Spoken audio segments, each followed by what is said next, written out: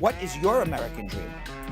My American dream is one day opening my Fifth Avenue craft couture shop, classy men and women's style. The first African-inspired clothing accessories on Fifth Avenue, right in front of Trump Tower. Successful and free, you know? Yeah, it's all about being successful. My American dream is to be one of the best known chef there is. Yeah, that's where I want to be now. I want to be known. To be the best I can be. My dream is to be with my family and be able to take care of my family the best way I possibly can. I've had 2 more children since I've come here, and being in the United States has its benefits for my children. Everyone has a right to the American dream.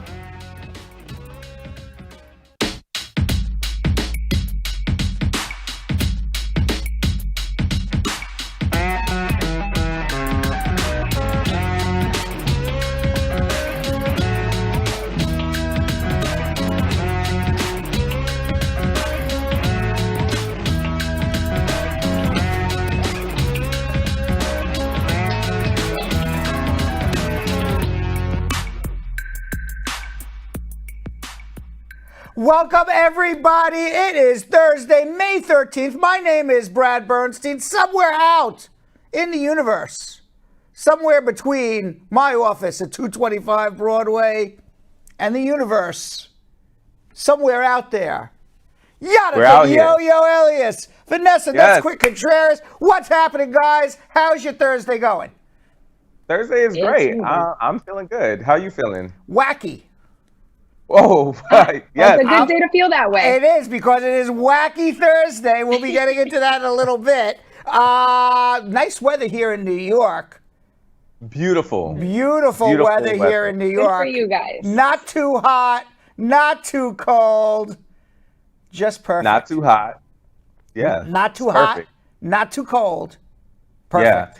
Yeah, I look forward to this time of year because, you know, we're so used to it being cold during the winter time. So like when we have such a beautiful weather like this, you go out just walking and everybody's at the park or people are just walking with their friends and family. It's just a good vibe. So I really enjoy this time of the year. I enjoy any time it's not snowing. Okay, so as long as it's not snowing. I always have this theory, you know, like people tell me in the winter, Brad, you want to go skiing? I go, why would I want to go from cold to colder? I want to go from cold. Man. I want to go from cold to warmer. I don't want to go cold to colder. Yeah, that makes sense. I just no. I mean, it's not the actual fun of skiing. I'm sure it's fun. I've done it. I still want to go from cold to colder. I want to go from cold to warmer. Always. I'm always want to be warmer than I am. Yeah, you know what? You're always chasing that sun. Yeah. Right. I was about to say, if you really think about it, I haven't seen you actually go to a cold place. Like every time I see you travel, like you're going to somewhere hot. Exactly. Yeah. You know me. Let's say hello to the squad. By the way, talking about warm, Vanessa, before I say hello to the squad, how's it in Miami? Is it like extra warm? Sweltering warm? There were some thunder like things earlier, so I'm hearing you guys like it's not too cold, it's not too hot. I'm like, well, it's about to start raining and pouring any minute now here. Well, that's the kind of day we're having. I said that purposely to make you feel bad, to get you back to New York. You know, we miss you a little bit here, but you know, so I was actually trying to like, come on, let's go. Come back. Other than this rainy day, it's always perfect weather for me these days. So let's see, y'all. A little more convincing than that. All right. Let me say hello to the squad quickly. We got a lot to do because it is Wacky Thursday. Paige Samuel on Facebook saying hi. Jessica Leamy, how are you? Doreen Dappa, what's going on? Latana Sammy saying hi, squad family. Squad up. Ma Dukes, what's happening? Squad up. Poppy Samuel. I think Poppy Samuel is the first person I see with a question. And we always, at least for the last 3 days, answer a pre. The first question. The first question that I read, I always answer it. So Poppy with a question. We don't know who she is, but she files from 2017 and got approved October 2020. I'm in Jamaica. She's a green card holder. This is not a question. This is a statement, Poppy. And I received my welcome letter already. A statement. So I guess Poppy is owed a congratulations. The welcome letter is his green card. Oh, there you go. Well, that was not a pre-immigration question. I stopped the entire thing for nothing. But I'm glad Poppy got his green card. All right, my Duke squad up. How are you? Okay. The next question I read. I got to answer a question somewhere, right? Rosanna Gardner. Hi, I'm from Europe and I'm here and overstayed on the Esta. Is it possible to get legalized now in the amnesty? If there is an amnesty, yes. There is no amnesty yet. Let's pray. Hold hands. Pray that it'll happen. All right, but it's no amnesty yet. But assuming there is, we'll assume you can get it something. All right, let's say hello to Cordella, Douglas, Elizabeth, Francis, squad up. I said Jessica Levy, Stargirl, Miko, Yolanda Steele, squad up, Myrtle Ray, and McLeod Jacques, squad up. Let's check out YouTube, Charlotte Muzo. Abidun Jamo saying squad up, everybody. Simone Garraway, squad up. Getaway calf. Just get away. Squad up. Carol. We don't know who Carol. Just Carol. Squad up, Carol. 29 Super C. Oh, it is Poetry Thursday also. Uh-oh. And Jay Rhymes hasn't given a rhyme in a while. Let's hear what he has to say. We were on a brief hiatus, but the Brad Show is back to discuss the latest. Who else but Brad Bernstein? He's the greatest. Whoa. Oh, that was a good comeback. I'm going to tell you something. This Jay Rhymes is a smart rhymer. Yes. This Jay Rhymes knows what he's saying. He knows what he's saying. I really like that one. And worth the wait. And Vlaxme 2 wants to withdraw an I-45, I-765, I-131. How long will it take? It will take as long as it takes for you to mail a letter to immigration to withdraw it, and somebody reads that letter. That's how long it will take. So as soon as someone reads the letter, they're going to press a button in the system, withdraw it. So a week, 2 weeks, 3 weeks, somewhere in there. All right, Yo-Yo, take it away. Absolutely. All right, squad, you already know what time it is. It is time to share because we're about to start schmoozing with Brad. He's going to be talking headlines and immigration news, including the Centers for Disease Control and Prevention's new mask wearing guidance for fully vaccinated people in the U.S. And it's Thursday, so we'll be spanning the globe with Wacky World's news, including a farmer who unintentionally caused an international incident. Wow. And you can always, there we are. I got to remember because it's backwards. So if I move my hand this way, I got to move my hand this way. Call Spar and Bernstein for a consultation at 1-800-529-5465. It is also the telephone number to get on our show right now. If you call, let's see how many people we have on hold. Oh, we have unusual, only 4 people on hold right now going into Schmooze. Usually the lines are already filled. So if you do call right now, 1-800-529-5465, you're going to get on our show to answer your immigration question. There is Dwayne The Rock Johnson with my head coming across one more time, holding a sign that says, ask me your immigration questions. Brad Show. Call 1-800-529-5465. And, of course, later in the show, Spar and Bernstein partner and immigration attorney Shannon LaGuerre-Maingrette will give us the newest details on the public charge rules. They keep changing all the time, so you're going to want to hear. She knows what she's talking about. But right now, I'm going to schmooze with Yo-Yo. I'm going to schmooze with Vanessa. I'm going to schmooze with the squad and anybody else who wants to listen. All right, Yo-Yo, but not Vanessa. You can put away your mask, Yo-Yo. Sorry, Vanessa, you can't. Really? Yes. Sorry, Vanessa. No dice for you. Yo-Yo, put away your mask. Why? Didn't the guy that runs still this gonna wear place it. put us away too? Because in the United States, the Centers for Disease Control and Prevention today, they eased the indoor mask wearing guidance for fully vaccinated people. They eased it to the extent that you don't have to wear a mask indoors. You don't have to wear a mask outdoors, with the exception if you're going to be in an extraordinarily crowded place, or you're going to be in an airport, a nursing home, a train, or a bus station, or a jail. You have to still wear a mask. Other than that, you're fully vaccinated, you do not have to wear a mask anymore. Which begs the question, how the heck do you know if someone's fully vaccinated or not? So, I mean, so this is my thing. Because I know they give you the little card, the vaccination card, right? So I guess that would be the way to show that you've been vaccinated. I'm not really here for this because, you know, I feel like it's still going to protect everybody. You have to also understand that other people can catch COVID from you. And also, I don't understand what you're saying. So you're saying you shouldn't have to walk around with the certificate that says nobody says. No, I'm saying that I don't think that they should take away the masks this early.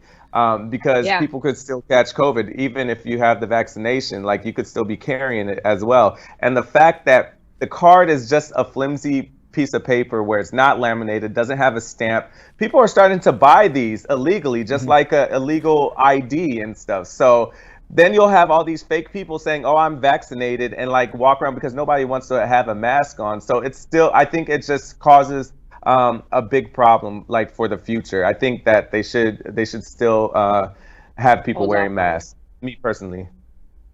Okay, I kind of disagree with you, Yo-Yo, and I'll tell you why. For a couple of reasons. Number one, if we go through the history of mask wearing, okay, the government's always been, listen, I'm no Donald Trump supporter, but in one sense, it has been so hypocritical, the whole mask wearing thing. They started off in February and March, don't wear a mask. They said it's not going to help you in any way, shape, or form. Why? Because they were really not telling us the truth at that point, because there was a mask shortage and they wanted the masks to go to hospitals and nursing homes. Once they ramped up production on masks, everyone should wear a mask. Then Donald Trump made it a political statement to wear a mask and not to wear a mask. It made everybody really, really, really angry. It actually, the mask wearing caused a lot of anxiety in people, oh, this person's not wearing a mask, I'm going to get sick, blah, blah, blah, blah, blah. Fast forward all the way to 2 days ago, when scientists have fully determined that wearing a mask being outdoors, you have approximately a less than 1% chance or a 1% chance of catching COVID. Indoors, you have a high chance of catching COVID. By the way, this is from a guy who catch COVID. It was really, really bad. I wouldn't wish it on my worst enemy. I was sick in the hospital for 2 days. So I know how bad it is. Okay? But at the same time, we have to be able to live our lives. So let's think about this. Statistically. There's 1-2% chance of catching COVID, even if you're not vaccinated, by walking around outside. If you are inside, approximately right now, 50% of Americans, give or take, are either taken 1 shot or 2 shots of the vaccine and are close to being fully vaccinated. That means that if people actually tell the truth, or even if they don't tell the truth and nobody wears a mask, you can't get COVID from 50% of the people that you come into contact with because they're vaccinated themselves. And you're also vaccinated.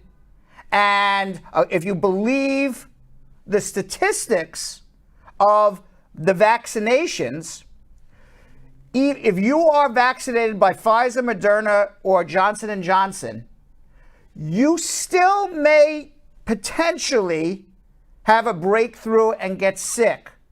But according to the statistics, there is almost zero chance that anybody who is vaccinated will actually die from COVID. You may get sick, You may feel uncomfortable, even like me. You may even end up with 105 temperature like me. But there has been nobody documented that I'm aware of who has a vaccination who died from COVID. And so if ultimately, Yo-Yo, we're not looking to, figure out, is it potentially possible that somebody who has a vaccine gets sick or gets very ill? Yes. But so far, according to the scientists, if you have a vaccine, you're not going to die. So at some point, don't you think we have to get back to normal? At some point, but I think it's too early. That's just my opinion. The whole idea behind getting vaccinated, if the idea is we want to save lives, vaccinations, people who are vaccinated don't die from COVID. There still could be a breakthrough, but you don't die from COVID. And now in America, almost 50% of the people are vaccinated. So the chances of actually catching it from somebody is reduced by 50% to begin with. So my opinion is this should have happened a while ago, but okay, better late than never. My opinion is y'all still wear y'all masks. And Vanessa's opinion is I'm still debating whether to take the vaccine or not. Right, and I'm in the middle of Florida where everyone is just like out. Like everyone is just like, this is normal. Like this is out here, the way things are moving. Like when I do go out certain places, I do still keep my distance for either party's safety, but I'm going to end up getting vaccinated, y'all. I'm not just thinking. Well, I mean, we talked about this yesterday. Why is Florida doing so well? Because most people are outdoors anyway, and you don't really catch COVID outdoors. You catch COVID indoors. You catch COVID in indoor spaces without ventilation. You don't really, I'm not to say you can't catch COVID outdoors, but statistically it is much, much harder to catch it outdoors. And things are starting to open up again. It's going to be so weird when you guys see more than like 30 people in a room, by the way. Yeah. That's on the streets here in New York City, I'm starting to see people walk around. It was a ghost town, New York City, for one full year. Just in this last week or two, I'm seeing a lot more people on the street. What about you, Yo-Yo? You noticing that? No, absolutely. A lot more. And I don't quote me, but didn't they say that New York is like fully opening? I think, was it like July 1st or something like that? I almost didn't want to mention it, but I read something like that too. Like New Jersey, at least, you guys know I'm from Jersey. I'm always keeping up with Jersey, is almost back to 100%. Like capacity. Yeah, it's gonna open up for sure within the next month or so. And by the way, that is a preview of opening up the country to foreigners as well. Okay? Yeah. So it's going to be opened up for Americans, and they're going to watch what happens with COVID. And then I wouldn't be surprised if you start seeing traveling being allowed, travelers, visitors, vacationers from other countries being allowed to come to America sometime over the summer. It would be very surprising that if summer comes and goes and we're still kind of locking out the rest of the world in terms of visitors and tourists and others who want to come for short durations of time. Right. Meanwhile, now there's countries that are allowed, but Europeans aren't allowed. China's not allowed. Brazil's not allowed. South Africa is not allowed. I would be surprised if we start seeing more visitors and tourism come. With that being said, a couple other things I'd like to point out about the vaccines. Number one, children as young as 12 now are allowed to take the vaccine. So as a parent, you have to start thinking, do I want my child to get the vaccine? Now on MSNBC Town Hall, they interviewed Dr. Kismika Corbett. She's an immunologist. There she is. She's an immunologist at the National Institute of Health, and she helped create the vaccine that is now the Moderna vaccine. And Dr. Corbett attempted to ease anxiety in people who believe the COVID vaccine was developed too quickly by explaining that the vaccine is actually 6 years in the making, because scientists and experts have been dealing with outbreaks in the same viral family for years. So they were working on vaccines for SARS and MERS, and they're also in the coronavirus family, Dr. Corbett explained, saying, quote, we kind of knew that coronaviruses as a viral family had pandemic potential, and so we were preparing for it, apparently now, for the last 6 years. So does that put your at ease a little bit that the vaccine, when people say, how'd they come up with this vaccine so fast? Maybe it's too fast. Now, at least they're saying that there's been a development of different types of coronavirus vaccines, not for COVID-19, which is a different coronavirus than, say, SARS or MERS, but at least they're all in the same family. So they were working on similar type of vaccines that I guess had to be, changed a little bit so to cover COVID-19 versus SARS. So 6 years in the making, Vanessa. Does that put you at ease a little bit or not really? I didn't know this fact. That actually does put me at some ease. Right. Because I was one of those people. And also, for those who don't know my thick New York accent, I say MERS, but it's actually Mars, according to Joe. Oops. MERS. Well, I don't even know what Joe's saying in my ears. I'm saying it wrong. MERS, Mars, MERS. MERS. It's Anyway, MERS, whatever it is. You don't want to catch it, whatever it is. You don't want to catch Mars. You don't want to catch MERS. You don't want to catch MERS. You don't want to catch any None of it. Enough of it. Does that put your mind at ease? Because, Yo-Yo, you took the vaccine. I did. I did take the vaccine. It kind of does, but it also, me and conspiracies, I'm like, did they know that this was going to come? And, it also has me thinking other things as well. Well, this scientist said they were preparing for a pandemic. They just didn't know what it was going to be, but they felt that some coronavirus potentially could break out as a pandemic. But how? Thank you. They had me say, when he said it before, it wasn't until you said, that MERS or Mars or things are in the family of the COVID-19 virus. Correct. And I was like, okay, now he cleared me up a little bit. But how? How? Thank you. How? Listen. Thank you. That's all I'm questioning. That's all I'm questioning. There's only two competing theories right now on where COVID came from. The two competing theories. What are they? One is that the COVID jumped from an animal to a human, and then the human walked through the market in China, got everybody sick in this market in China, and China didn't do enough to prevent the spread of it. That's one theory, and that's why you hear Dr. Fauci saying, the wild version of COVID versus the British version versus the South African version, because the original version was the wild version came from wildlife. So when you hear I remember. You'll hear Dr. Fauci saying the wild version. Now, the other theory is, wait a second. How in the world, in this big city the size of New York City, that an animal came in and gave coronavirus to a human, it jumped to a human, because you can't, apparently, from what at least according to this theory, I don't know, I'm not a scientist, but according to this theory, a virus can't jump from an animal to a human. It has to be able to mutate and jump from one animal to another, to another, to another before it gets to a human, because it has to keep mutating. And so it has to jump to several different species before it gets to a human. Now, that's what I read. I have no idea if that's true or not. And the theory being is, how did this all happen in this huge city the size of New York City? Wuhan's a huge, huge city in China. If this were going to happen, it would have happened in a cave up in the mountains in China somewhere, where people are living close with animals. Now, there is a institute called the Wuhan Institute in China that was working with coronaviruses. And the theory is that somehow this virus escaped this research institute, and whether intentionally or negligently, we don't know.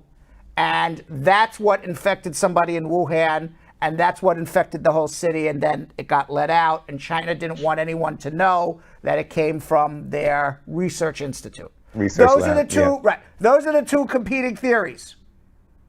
It jumped from an animal to a human, or it came from this lab in China. whether purposefully or negligently. Somehow. Nobody knows. What do you think? If you had to take a guess. I think it was made, and they purposely put it out. Well, it was made because this research lab was apparently experimenting with different types of coronaviruses that they were making themselves to see to test different scientific stuff. Yeah, like it is. why even create a disease like that? That's my thing. I don't know. I don't know. Exactly. And I'm not saying any of this is a conspiracy theory. I'm just saying. Right. Who knows? Who knows? Meanwhile, the Biden administration is facing pressure to organize an evacuation of endangered Afghan interpreters and others who worked for the United States government before the last of U.S. troops withdrew from the country in September. Advocates say the administration is moving too slowly to protect tens of thousands of Afghans whose lives are in danger because of their association with the United States. Adam Bates, policy counsel for the nonprofit International Refugee Assistance Program, said, quote, "We're very concerned about the seeming lack of urgency on the part of the administration to protect vulnerable Afghans in light of the anticipated withdrawal." Now, the United States previously gave interpreters visas to come here. They haven't been allowing Afghans in lately. The concern is now that the United States is going to withdraw all of their troops by September 11th, anybody in Afghanistan who helped the U.S. government is going to be a dead man or a dead woman. So we don't know what's going to happen with that. 17,000 Afghans who have helped the U.S. government over the years, whether interpreter, guide, whatever it may have been that they helped the Army, 17,000 of them have applied for visas and are being holed up still. What's going to happen with these 17,000 people who assisted the United States military once the military leaves on September 11th? Biden said that we're out on September 11th. So we have to watch what happens with these people. I mean, it could be a bloodbath for some of them. Yeah. It's scary. Yeah. Very, very scary. Meanwhile, Vanessa, while we were on air yesterday, the Colonial pipeline came back up. Joe Biden said it's going to be a few days before you can go back to fill up your gas regularly. But what came out today is that there has been news reports that in order to get the pipeline back and going, Colonial Pipeline paid the ransom of $5 million to a criminal group called Darkside to give whatever code was required, computer code, to get their pipeline back up. When asked by reporters to the president, Joe Biden, Mr. Biden, President Biden, is it true that Colonial, what's the name of the company? Colonial Pipeline gave $5 million to some shady group to get gas flowing to the East Coast of America to avoid all sort of gas shortages. Is it true that Colonial Pipeline paid $5 million? And you know what his answer was? What? No comment. Oh, okay. No comment. That's not the right answer. So no comment means yes. Yes. Yeah. Right? How can they get away with that? Like, how do you take the money out and not catch them? Like, how is the U.S. government so rely on one pipeline that part criminals, we don't even know who they are, could shut it down? We're supposed to be the strongest, richest country in the world. Right. All right, this is like Ocean's 11 type of thing, Right. like I want to call up George Clooney and be like, what do we do, George? You know how to, know, figure this out. You're in Ocean's 11. I don't know if you guys have seen some of the videos that people were showing from people in Baltimore. People were in their little flip-flops that had a bunch of containers, like stuff that you put your food in, to take them away, and filling them out with gas, like driving away with it. Like, it was a crap show, especially in Baltimore.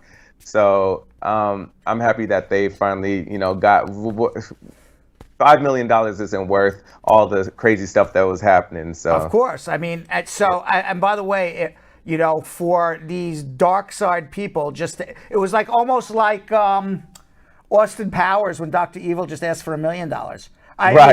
He was holding. They're holding the whole East Coast hostage on gas. They only got $5 million for it. I would say at least 50 mil. 50 million, $100 million. Like it was about to turn into something bad. People were getting into car accidents, fighting at the gas station. Like it would have been something huge. And then how did these hackers get the $5 million? I guess they had to pay in Bitcoin or something, right? That's what I was saying. Like it had to be somewhere where they could access the money and still not get caught. Yeah. Like it's wow. I don't know, but it was very telling when President Biden says, "Did you pay them $5 million?" No comment. Shut this mic off. At least he didn't lie. He didn't say shut the mic off, but yeah, he didn't lie. At least he didn't lie. Yeah. Our last president would have been like, "No, we're too strong of a country." Yes. No, they didn't get it. Right. And he probably yes, give it to him. Give it to them, please. The old president would have been like, "We don't negotiate with terrorists." Give him what Right. No, exactly. You can't trust him for nothing. Meanwhile, it is wacky. It's a light news day, so we were just that was the real schmooze.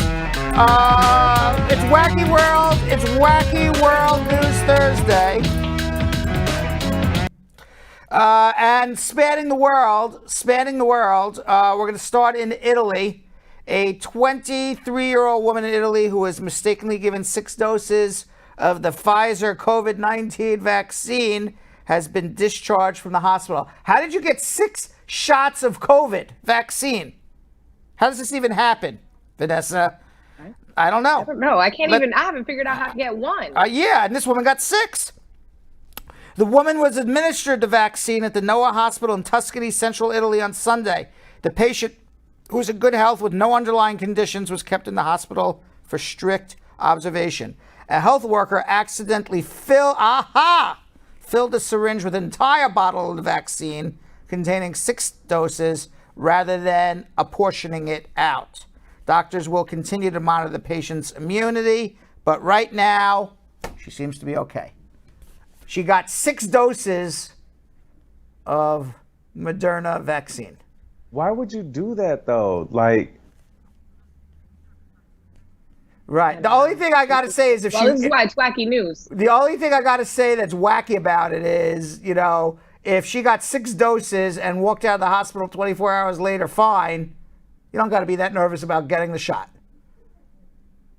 Yikes. Right? Meanwhile, a Belgian farmer accidentally increased the size of his country. For a second, I thought this was hump day. No, he increased the size of his country after moving a marker on the country's border with France 7.5 feet, causing an international incident. The unidentified farmer only intended to create more room for his tractor, but as a result, Belgium is now teensy bit larger than when the original border was set 101 years ago. There was a marker that marked, this is Belgium, this is France. But the guy was farming and he had to turn his tractor around and he couldn't turn it, so he moved the marker. And apparently it stayed there for a while and nobody realized the difference, and Belgium just got bigger. Oh. Isn't that weird? That's pretty wacky. That's wild. Yeah. I accidentally extended my country. Yes, exactly. My borderline. Exactly. It's like, you you have property and you put the fence about 3 feet too far and you went into your neighbor's property. Right. Do you know in law, it's called adverse possession? If you adversely possess in common English law, I mean, there could be statutes in any particular jurisdiction, but in common English law, which is now followed also not only in the UK, but in the United States and other places that follow the common law, if you adversely possess property for more than 20 years and nobody says anything, it's yours. It's called adverse possession. So, absent a statute somewhere, I mean, this is country to country, but if you came onto my property and moved the property marker 3 feet and there's no local statute that says otherwise, and I don't say anything for 20 years, that's not your property. It's yours. Brad, where do you live again? Where's the property? Uncle Brad, bringing back law school. Final exam. Right. What property do you have that you don't really check? What? What property do you have that you don't really check? Where's that? Yeah, now David Laville, the mayor of the Belgian village of Erkelins, where the marker was moved, now plans to send a formal letter to the farmer demanding the stone be placed back where it belongs. And if it doesn't happen, the farmer could face criminal charges. But Laville is optimistic diplomacy will prevail. If no agreement is reached, Laville said, the matter will be turned over to Belgium's foreign ministry, which would set up a commission in France to resolve the dispute, a move the Times said was last required close to 100 years ago. Okay. Mm-hmm. But the farmer's not moving it back because the farmer wants to move his tractor around. Yeah. Meanwhile, a mysterious sight caused panic in Krakow, Poland, after being spotted in a tree this week. Inspectors from the Krakow Animal Welfare Society arrived on the scene after being called by a desperate-sounding woman. And what did she find? She reported that residents were too afraid to open their windows with the limbless monster lingering nearby. But inspectors soon found out that the creature stuck in the tree, brown, unmoving, skin shining in the sun, was in fact a croissant. Yes, the lady in question had described the croissant first as a lagoon, a Polish for lagoon, and then as a leguan or an iguana. Although it was unlikely to be a reptile given the cool spring temperatures, the inspectors wondered whether it could be an unwanted pet. Wow. Everybody was freaking out, and it was just a rotted old croissant. That's hilarious. And funny thing is, that picture right there looks creepy as hell. Like, it looks like that could be something that's like in a cocoon, ready to jump out after a couple of days of hibernation. Now, meanwhile, finding the beast after searching through the bushes and trees, the inspector said, we can't help the creature because it's hard to help something that was previously baked. All right. Meanwhile, our last wacky news before we get into our immigration questions. Let's see. All right. A bank robber has managed to pull off a heist in Germany after distracting witnesses with his ugly tie that prevented them from giving police a description of his face. The man, believed to be in his early 20s, robbed a bank in a town near Frankfurt while wearing the ugliest tie in the world. Everybody was staring at the tie. Nobody stared at his face. Nobody could describe the guy. They could only describe the tie. Hey, I had one of those ties. Police are struggling to find this thief. They're saying anybody who owns this tie, give us a call. The item was so ugly that when questioned by police, witnesses couldn't remember anything. Just the hideously patterned tie. A police spokesman told Der Spiegel magazine he did it quite cleverly. Everyone focused on the ugly tie and didn't pay attention to his face. Can you imagine?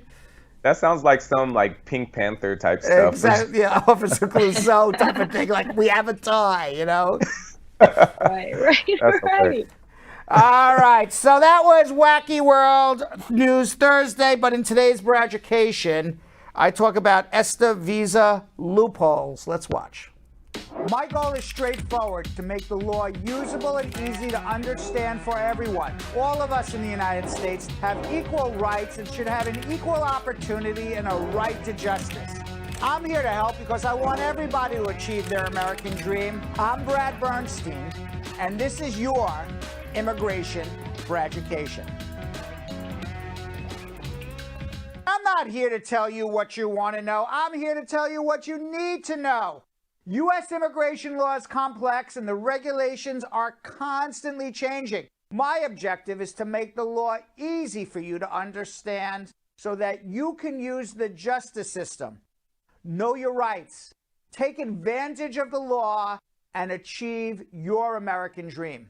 Now, there are 39 countries enrolled in the United States Visa Waiver Program that allows citizens of those countries to travel to the United States for tourism and stay for 90 days without a visa with an Esta, which is the digital travel authorization to the USA you obtain online. Entering the United States on an Esta, whether you say something or not at the airport, it is implied you are a tourist. It is not a fiance visa or a marriage visa. So if you were to marry a United States citizen or permanent resident while on the Esta, the government would call you a liar. You said you were visiting, and then you are marrying a United States citizen or resident, which is not allowed on the Esta. It is a blatant misrepresentation. Now let's talk loopholes. What is interesting about the Esta is that if you come to America and you wait more than 90 days, and then you get married to a United States citizen, well, then the law says, okay, you changed your mind. You were coming to visit, and then you changed your mind. And that's okay, because it's okay to come with the intent to visit and then change your mind. But it is not okay to come to America on an Esta with a preconceived intent at the airport or at a border crossing to get married to get your green card. But the Esta is only for 90 days. So you're saying I would have to become undocumented to stay in America in order to obtain my green card through marriage and adjustment of status? Yes, that is what I'm saying. Because you want to avoid making a misrepresentation by getting married in the first 90 days. Because if you marry a United States citizen, then you are still allowed to adjust your status in the United States to get a green card through your marriage, even if you overstay your visa. And that goes for any visa, including the Esta. So as crazy as that sounds, this is the law. If you're coming to America to marry a United States citizen, to get your green card on an Esta, you need to overstay. Then get married, and then adjust your status. If you do this, you're on your way to getting a green card, provided you're in a bona fide loving marriage. Otherwise, you are getting denied for misrepresentation. There is a waiver for misrepresentation, but they're really hard to get approved. And if you are denied, and since you already signed your rights away on an Esta, you have no right to contest your deportation, and the local immigration officer can put you on a plane and send you home without you ever seeing a judge. But if you're going to overstay, make sure you get married, because your Esta is no longer valid. So the only way to gain immigration status is get married to get your green card. Are there other loopholes? Well, yeah. The same thing applies for children of United States citizens who are under the age of 21 and parents of U.S. citizens who are filing for them who are over the age of 21.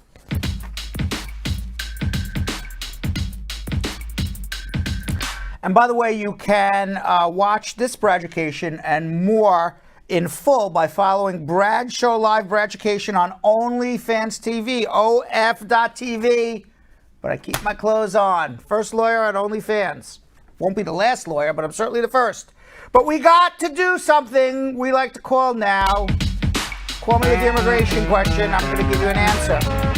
Interestingly, we have a bunch of open lines, so if you call right now, you will get on our show. Call 1-800-529-5465 to get your immigration question answered. Let's go to Sophia in Nantucket, Massachusetts. Sophia.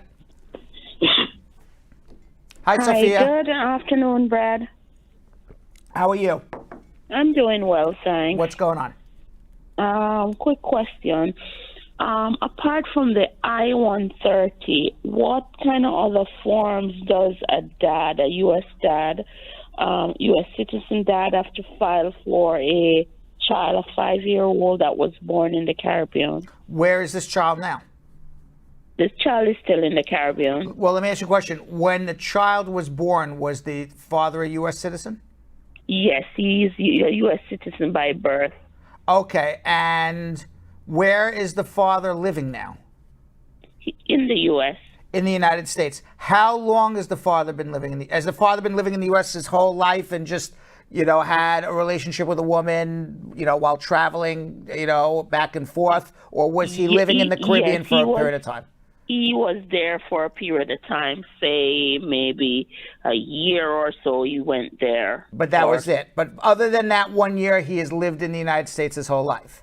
Yes. Okay. So you don't file an I-130 at all. And the reason you don't have to file an I-130 is that this 5-year-old child is in fact a U.S. citizen already. This child was born, and when the child was born, it's a him, right? Yes. When the child was born 5 years ago, his father was already a United States citizen. So if his father was a U.S. citizen when the child was born abroad, the law says if the father, who was the natural father, was a U.S. citizen at the time of the child's birth and can prove that for some period of time, 5 years before the child's birth, that father was living in the United States for any period of time between over the age of 14 for 5 years, that makes the U.S. citizen, that child who was born in another country, a United States citizen. So what you need to do really is the father needs to go down, bring the child to the U.S. Embassy, apply for a U.S. passport for that child, bring proof that he's the father, which is the birth certificate, bring proof that he's a U.S. citizen, which is the father's birth certificate, and bring proof that the father lived in the United States for at least 5 years before the child's birth. Okay, so you mean the U.S. consulate in that country, Correct. in the Caribbean? Correct. Okay, so suppose he already sent off an I-130, they'll just send it back? No, they'll just process it, but it's a 1.5 year wait. You can get that child a U.S. passport right now, 2 weeks. So is there a way to cancel that I-130? You could write a letter and just say cancel it. You could just leave it alone. Just go and get the U.S. passport. It's moot. Oh, you're saying just leave it, but that money would go down the drain. That's the money's down the drain anyway. Even if you cancel it, they're not returning the money to you. Oh, that's how it works. Right, yeah. So I said just leave it alone. Just go to the U.S. consulate and get this child a U.S. passport. Okay. All right? Thank you. Yes, go ahead. Quick other question. Unmarried child over 21, can their U.S. citizen mom adjust their status if they are here for over 90 days? If there's an I-130 filed and that I-130 was filed years ago and the priority date is current, yes. If they're now here and the mother's going to start an I-130, the answer is no, because it's about a 5-7 year wait. They'll end up overstaying. Okay. All right? All right. Thank you. You're welcome.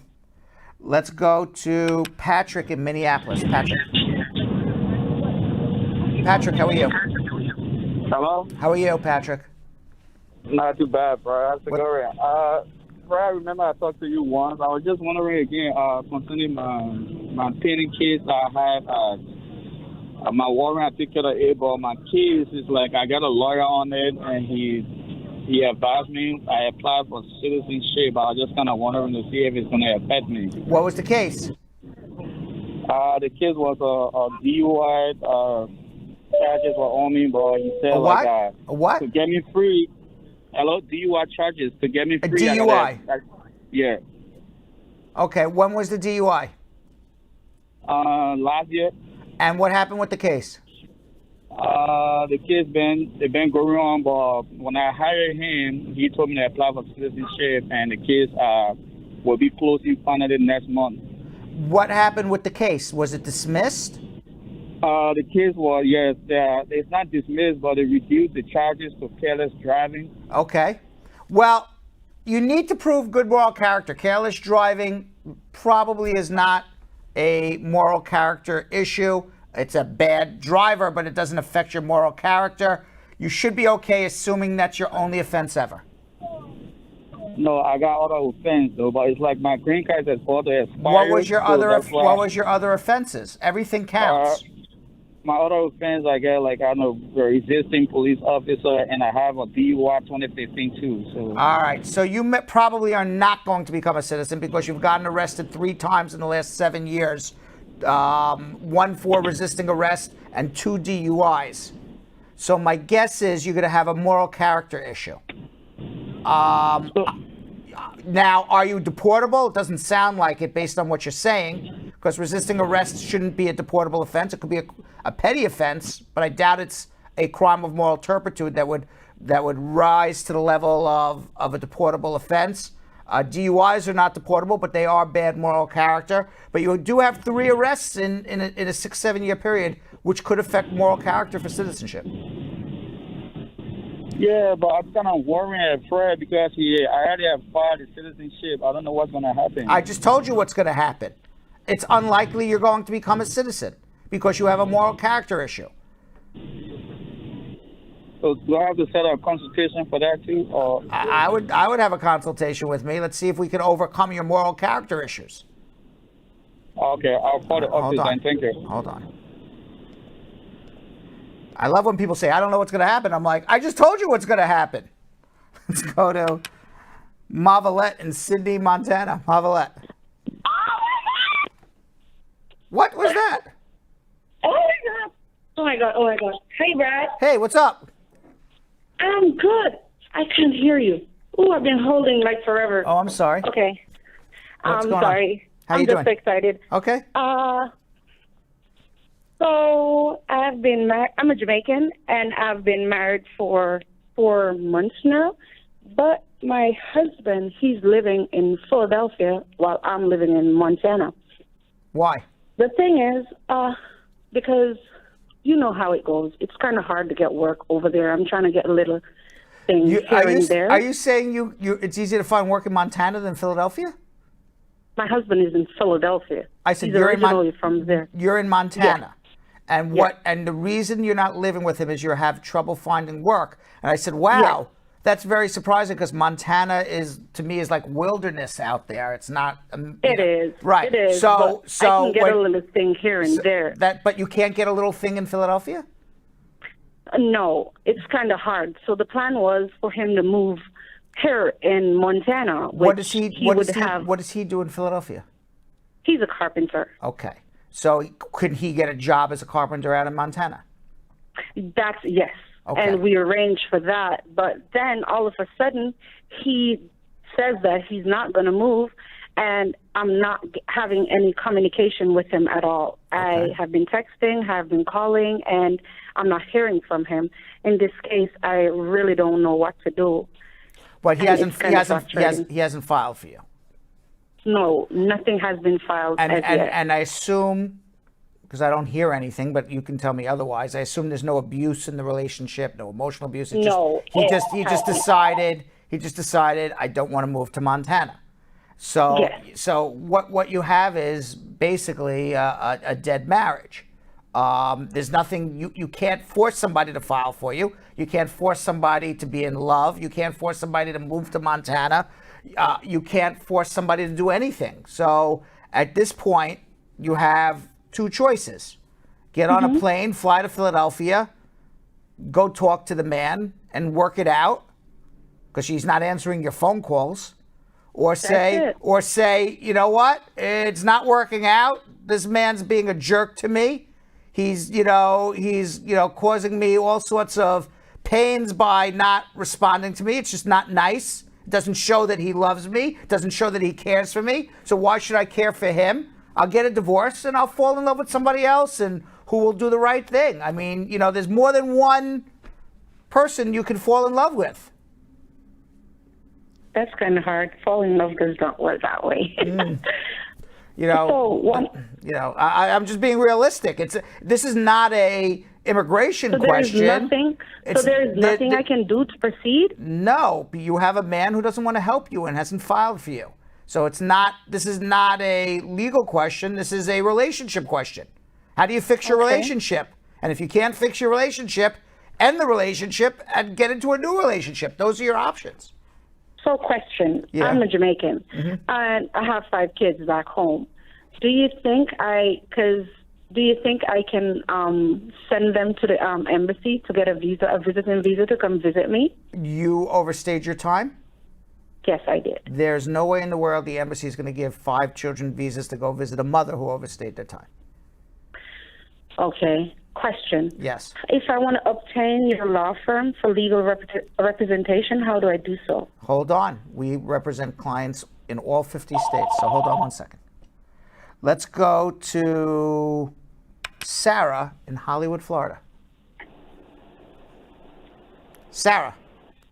Yes. How you doing? Pretty good, thank you. What's going on?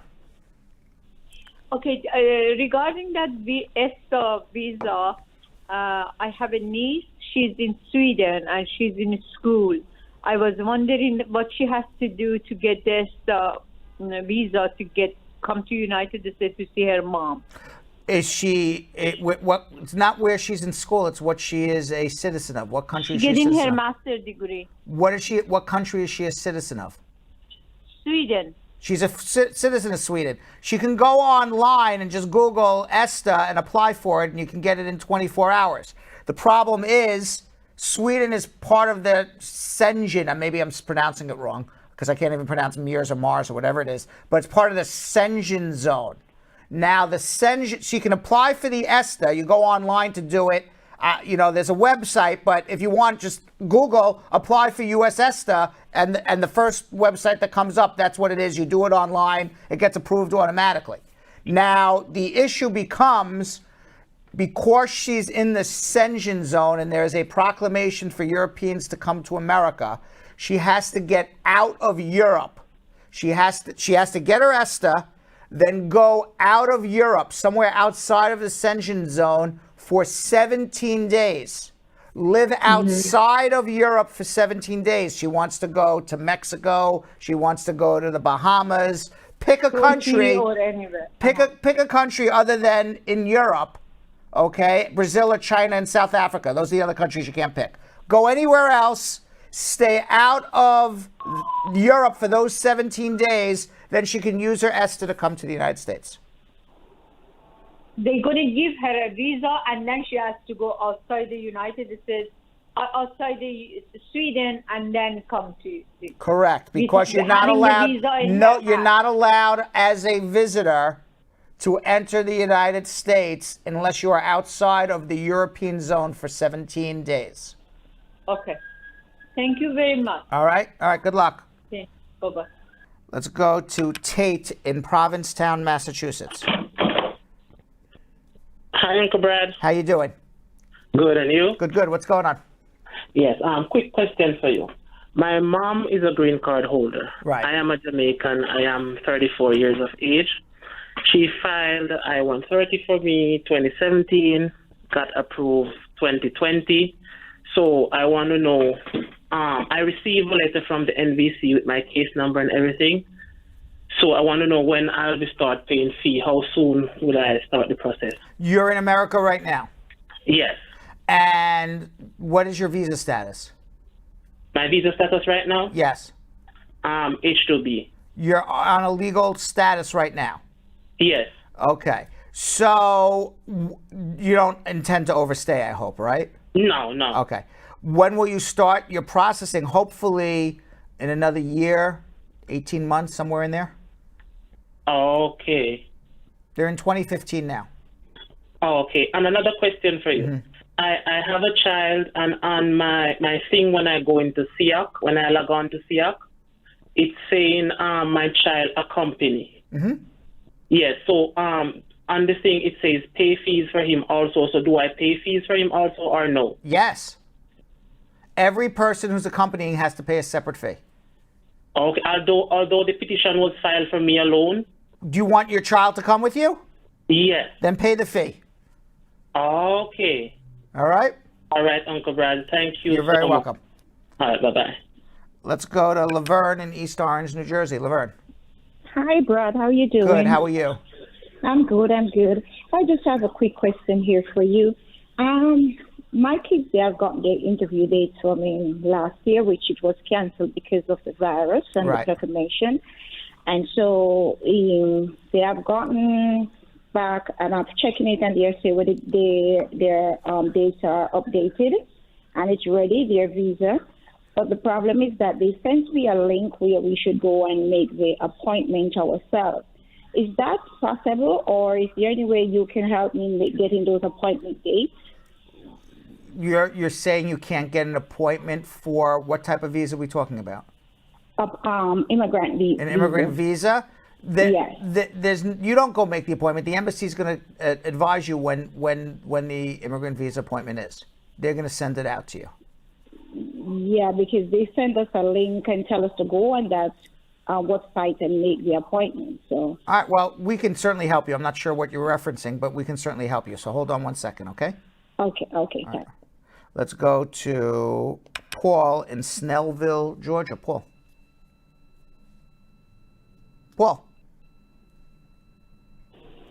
Hi, Paul. Hey, Brad. How are you? Good. How are you? Good. I have a quick question. My lawyer filed for me VAWA on July 2017. Mm-hmm. And on November 2018, they sent me a request for evidence. And then we compiled it and then we send it back to them. And unfortunately, the mail decision, they say they deny my case because we did not respond. Really? But we did. And Okay. then on April 2019, that's the time they sent a notice that they deny my case. And on June 2019, and then they say they received the request for evidence document, but they already denied my case. And now, my lawyer sent the proof that we've been sent. I mean, we mailed the response, but ever since they didn't do anything yet. It has been more than a year now. Let me ask you a question. Sure. Are you married to this woman still, or did you get a divorce? No, we separate right now. But not divorced. Okay. My advice to you is this sounds, for lack of a better word, effed up. So you're gonna wait forever. Just refile your application now with an adjustment. If you need help, we can help you.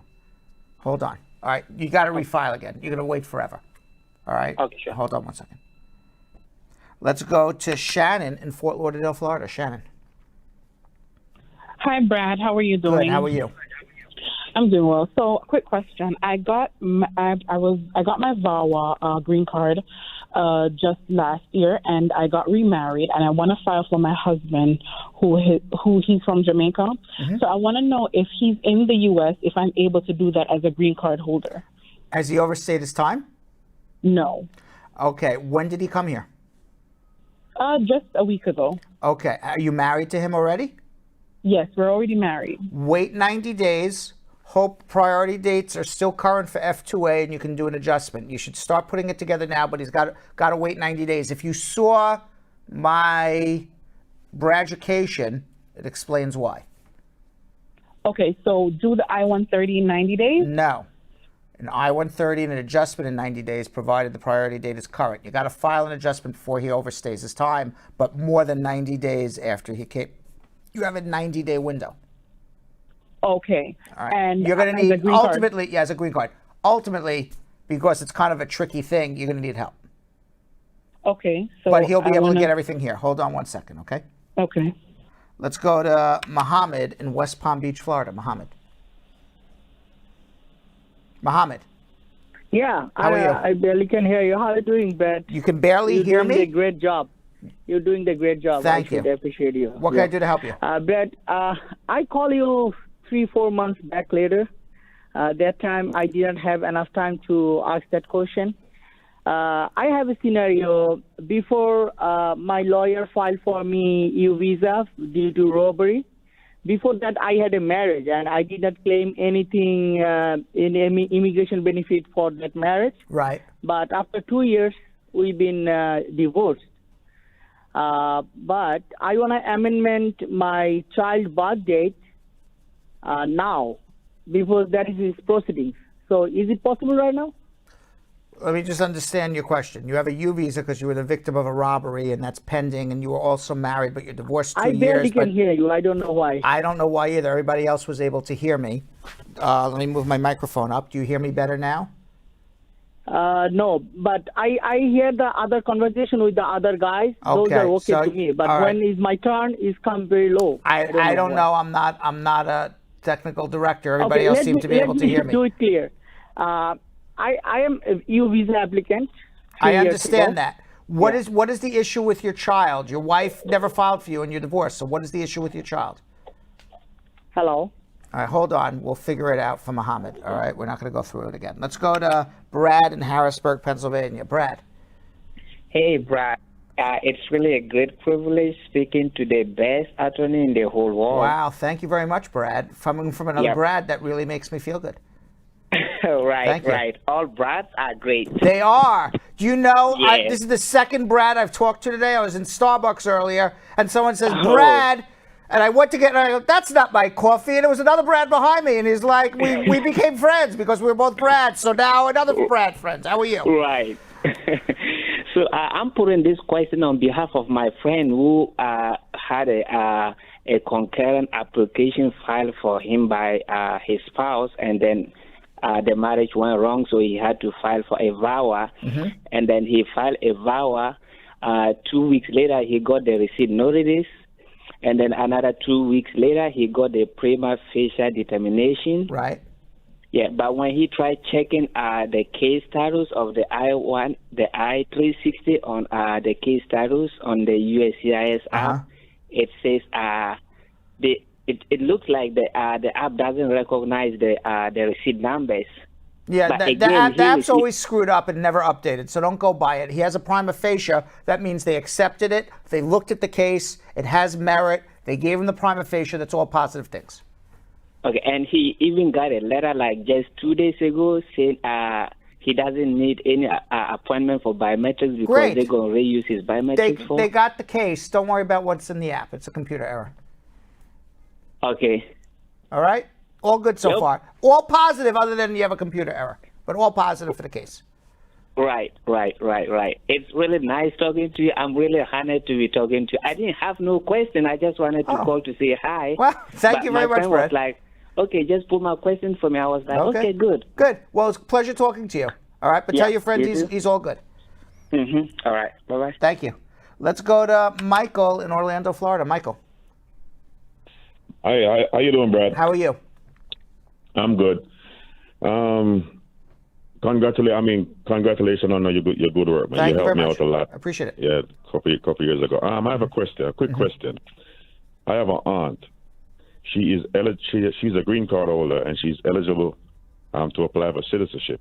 However, she has a problem. What's the problem? She have a illiterate problem. She cannot read. How old is she? She's 32. Is she have an illiterate problem because she's I don't want to, maybe I'm not being politically correct, that she has some sort of mental deficiency, or is it that she just never learned how to read?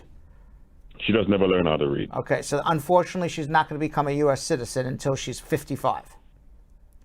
Until she's 55. So there's no way around it. No way around it unless you can show you have some sort of disability, physical disability that prevents you from learning. Okay. Unfortunately, there's nothing I can do. I mean, we could argue till the cows come home. Or the third option is go to literacy school and learn to read. If she's willing to put in the effort. Okay. But those would be the options. You can't get around it. You can get around reading at 55 and having a green card for 20 years. Okay. And then they'll ask you then they're going to ask you the questions orally. She'll still have to answer it, but she won't have to read or write. Okay. All right. All right. Thank you. Sorry about that. Let's go to Nana in Alexandria, Virginia. Hello, Uncle Brad. How are you? I'm good. All right, Uncle Brad, quick question. Yeah. All right. I came to the U.S. with an F1 visa, but I'm out of status for 2 years. Mm-hmm. So I'm living with friends, and I'm going to get married. Great. Next year. Great. Is it possible for my wife to file for me after marriage? She's in senior year right now. She's senior year of school right now. Is it possible for her to file for me, or can my family also file for me? I've got my grandpa is here. I've got uncles in here. All right, so let me ask you a question. Senior in university, I assume, right? Yeah, in university. Yeah. Okay. All right. How old are you? Right now I'm 24. And what? She's 21, 22, whatever it may be. She's 22. Yeah. She's going to file for you. Okay. I'm not sure why you're waiting till next year to marry. You just want to finish school? I just wanted to finish school because she's not working now. So. Okay. But she doesn't have to be working at all. You can marry as long as you live together.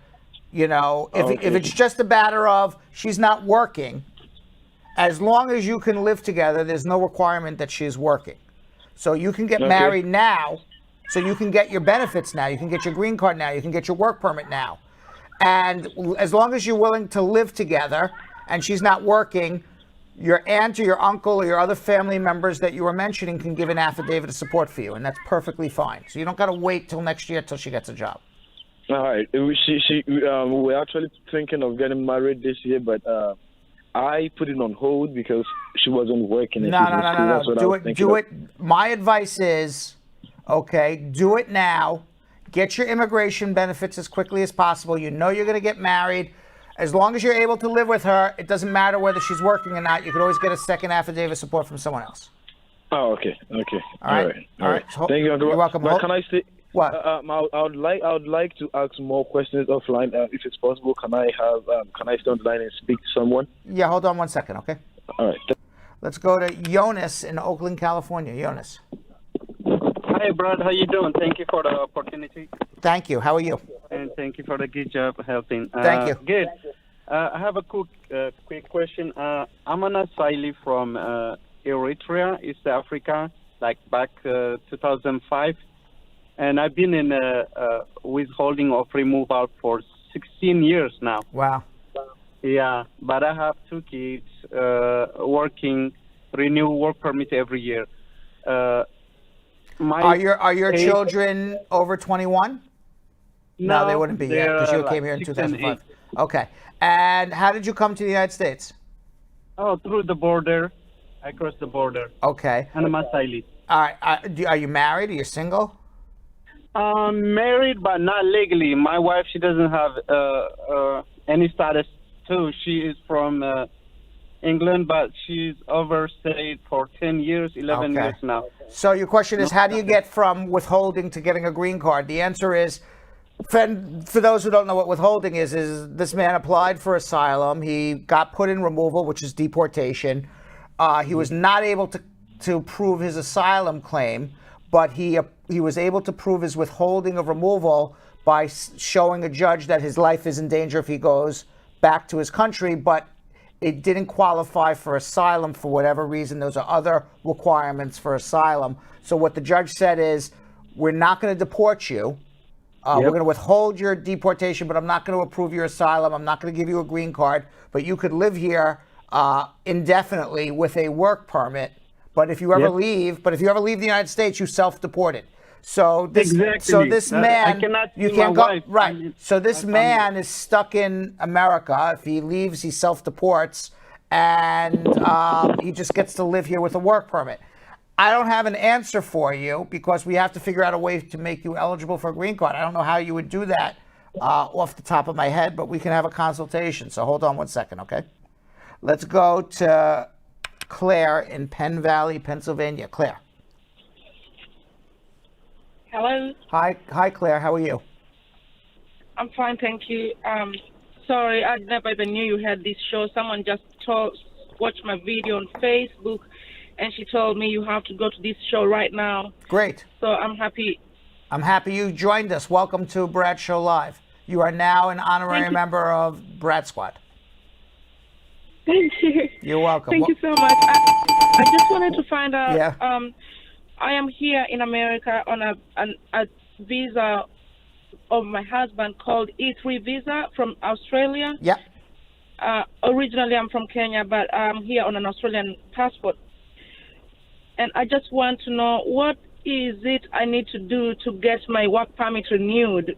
1, 2, he already has my kids with him because it's domestic violence situation. So he has my kids. He got granted my kids. But what else can I do to be legally here so I'm not worried all the time? I don't know what to do. Wait. It looks like I'm in a hall. You were charged with domestic violence, or he was charged with domestic violence? Yeah, him and I am in domestic violence situation. So who was? my kids. But he has the kids, so it sounds like you were the one who was accused of domestic violence. He had the kids because he said whatever he said I was. I had terroristic attack to the kids. Okay, so you were the one. 1 second. So you were the one, at least by the authorities. Whether it's true or not, we don't know, because your husband could be making stuff up. I don't know, but he's making stuff up, but no one's there to listen. I'm just looking for an attorney to represent have you me. Have you been found guilty of any crime? No. Okay, so your children There's were never been a hearing. 1 second. Your children were taken away from you. Your husband has the children. He accused you of terroristic threats against the children. And this is all happening in Pennsylvania? Yeah. Okay. You can apply for your work permit because you're still married to the man. You're on an E3 visa. You just apply for an I-765. I did. Okay. I did apply in August last year. Until now, I can't work. I can't do anything. I'm just all right. Well, doing it should be coming shortly if you did it properly. I don't know whether you did it properly or not, but it should be coming already. An E3 visa is like an H-1B visa, but it's a special H-1B visa for Australians, but basically the same exact thing that allows Australians to avoid the H-1B cap. The spouse of an E3 is entitled to a work permit, which is what you applied for. I don't know why it's taking 9-10 months. The problem you're having is that you and your spouse are now separated. He accused you of some sort of domestic violence. You haven't been convicted of a crime, so you can still stay here. And the answer is, what do you do for a green card? I don't have the slightest idea, but it sounds like you have a lot of problems, and I'm not going to be able to solve your problems on a live Bradshaw live show, but hopefully you would be willing to have a private, confidential conversation with me, and then we could figure out how to solve your life. So hold on 1 second, okay? That would be so good. Hold on. I'm looking forward to that. All right. Meanwhile, if you didn't get your immigration questions answered, you could always follow me on Instagram at RealBradBernstein. If you follow me on Instagram at RealBradBernstein, you could drop me a DM. You could ask anybody in the squad who watches. I do personally answer all of the questions. I'll either tell you yes, no, maybe, but if you tell me your whole history and want me to solve all your problems, I'm probably going to tell you need a consultation. But simple questions I answer, longer questions maybe, depending on how much information you give me. But in the meantime, you can always drop me a DM and you will be talking to me personally. You could also follow us at Bradshaw Live if you can't handle 2 hours of Bradshaw Live, but you can handle 30 seconds. Place to see us is at Bradshaw Live on Instagram.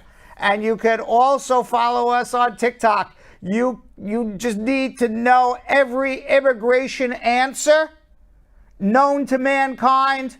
I have answered every immigration question on TikTok in speed rounds. 3.5 years of speed rounds on TikTok. People love it. Just follow us on TikTok at Bradshaw Live. If you follow us on TikTok at Bradshaw Live, I promise you will have a law degree before you know it. And Jonathan. Yes, you guys can follow me at Jonathan Elias TV on Instagram.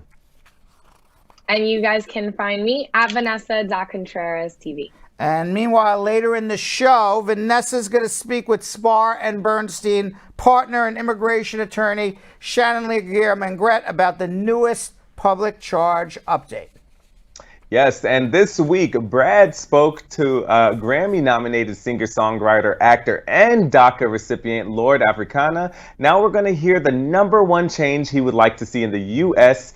immigration reform. And now, squad, I want to know, what would you like to see changed as well? I'm going to be looking in the comments. What is the #1 change you want to see in U.S. immigration reform? I would love to see more of an electronic system. Because at the end of the day, immigration is a conversation of negotiation. Like there's gonna be some give and take. Like and let's be realistic. Like with things like 9/11, like yeah, there are things that we have to worry about differently that we didn't have to worry about before. But I feel like at the same time there has to be some sort of humanity with the system.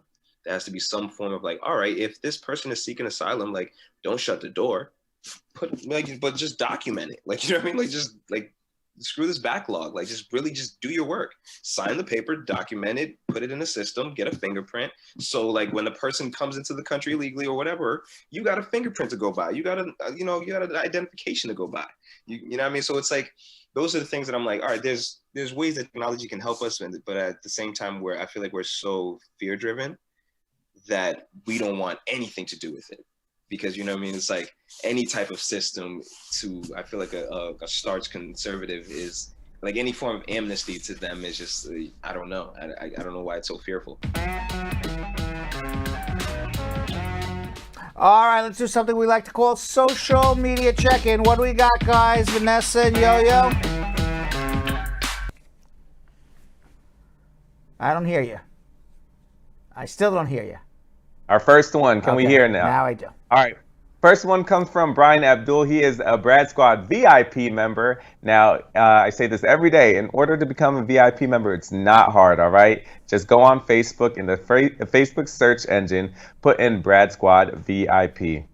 We will accept any and all requests, okay? All you have to do is request it. We want you to become a part of the Brad Squad VIP page.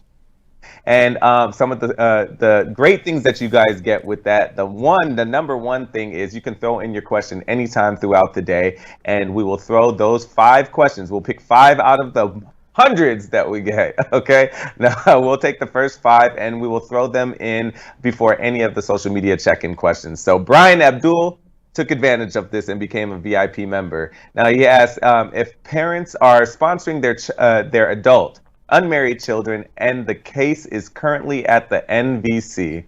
How long will it take for them to get their green card interviews? It depends on what the priority date is. Assuming the priority dates are current, hopefully in another 6, 8, 9 months, the embassies are still backed up. Tija Gajar, another Brad Squad VIP member, asked, how can I adjust my F2B category to F1? Your parent has to become a citizen. And if your parent became a citizen, then you write the National Visa Center that says and say, here's a copy of my parent's naturalization certificate, please upgrade me.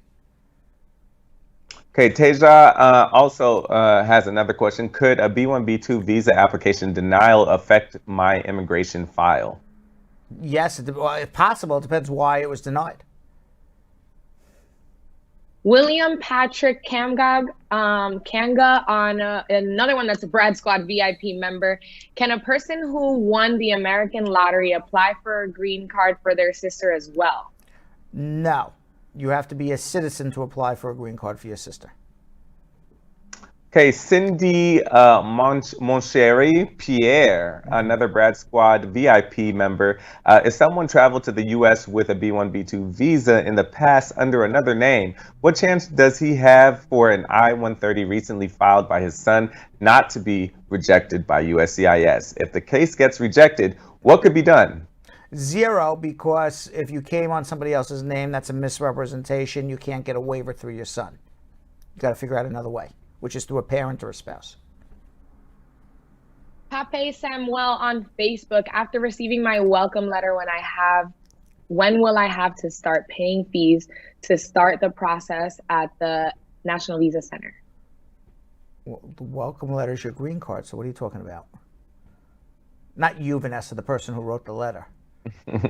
Maybe you got the option letter of what happens is when you get to the National Visa Center, they're going to send you an option letter. Who's going to be in charge of your case? Are you going to take care of it? Is it going to be a family member? Are you going to hire a lawyer? And then you submit that back, and then as your priority dates are getting closer, then they send you fee bills. I assume that's what he's talking about, not a welcome letter. Welcome letter is congratulations, you have your green card, you're done. Okay, Romana Gardner on Facebook. If I'm from Europe and I overstayed on my Esta, is it possible for me to fix my status if Biden's amnesty proposal passes? I hope so, yeah.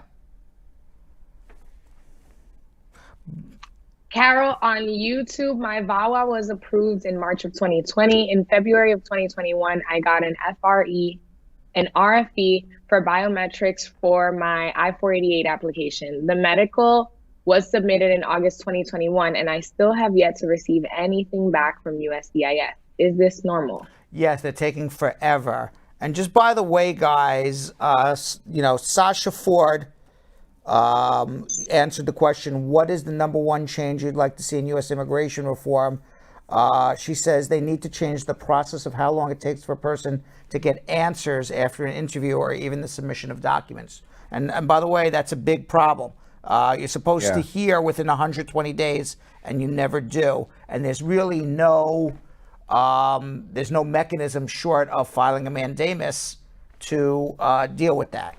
And Melanie Abiola Aline said, what would you like to see in the U.S. immigration reform? And what she said is the urgency to unite families, especially minor children. And another, you know, when a parent and a child is separated, especially minor children, that is so damaging for for a lifetime not to have a parent. So yes, uniting children with parents to me is a very important thing as well. Both excellent points. And, I agree.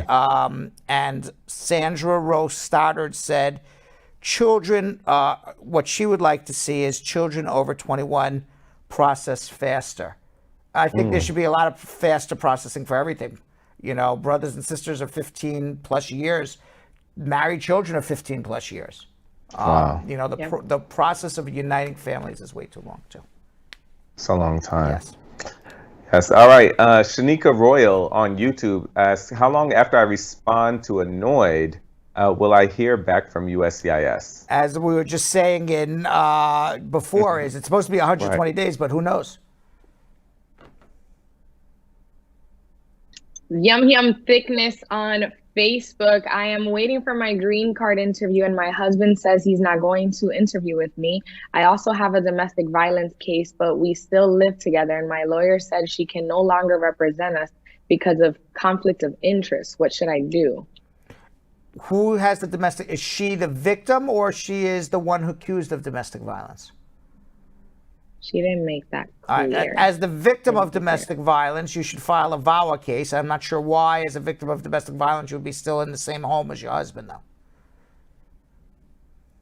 Okay, Rossi Joy on Facebook says, if I overstayed on my visitor's visa and the immigration office wrote in my passport that I can't adjust my status, can I have someone else file for me? Who wrote that you can't at the airport? They don't the have immigration office. The only time you would get something in your passport or something that says you can't adjust your status is when you come through the airport. Sometimes they write no AOS, no EOS, which is adjustment status exchange, change of status. I'm sorry, COS, change of status, or EOS, extension of status. That doesn't control. You can still file an adjustment. I assume that's what they're talking about. Seema Singh on YouTube. How long will it take until I hear back from USCIS regarding whether or not I've been approved for a social security number? USCIS does not approve you for a social security number. They may approve you for a work permit, and with the work permit, you can apply for a social security number. Okay, Maureen McFarlane, Facebook, asked, I applied for my citizenship in September 2020. I haven't received a notice for my biometric appointment yet. When I checked my account online, they said my case is suspended until my biometrics are complete. What do I do? Well, I don't know what suspended till biometrics, but generally speaking, when you're applying for your citizenship, you don't need to take your fingerprints again. They're using your old fingerprints. So I assume that message means that they're in the process of using your old fingerprints to check your biometrics. And when those clear, you'll see something new. So just hang in there. If September comes and it's still showing the same message, give me a call. Fotini Park on YouTube. I got my first prima facie last month. Is this a good sign? Yes. Getting a prima facie is a good sign because somebody's looked at your case and says it has merit. Okay, Roman on Facebook says, is it okay to travel with advanced parole now to the Ukraine? Yes, just be careful as war can break out any moment in the Ukraine. Tony Riff on YouTube. If I submitted my I-485 and I-130 on February 1st, 2021, when can I expect a biometric appointment? I don't know, but hopefully soon. Lawrence on YouTube says, what is the processing time for an I-130 if a lawful permanent resident is applying for a spouse? Probably, if their spouse is in another country, about 1.5 to 2 years. Viviani Bear on YouTube. How long does it take how long does it take for a U.S. citizen to file for their mother? Pre-COVID, 12 months. Now, 18, 20 months probably.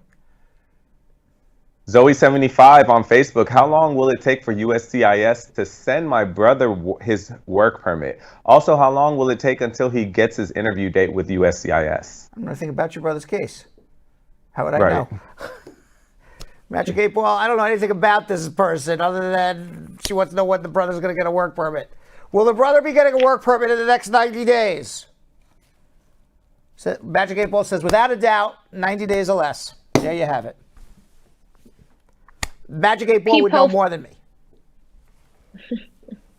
In this case, just in this case.